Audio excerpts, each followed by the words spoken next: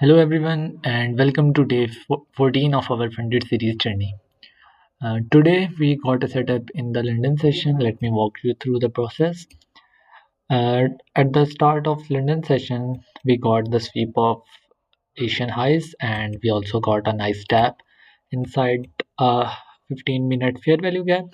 After that, I switched to the 1 minute time frame and I marked that change of character and I placed my limit on this inverted fair value gap.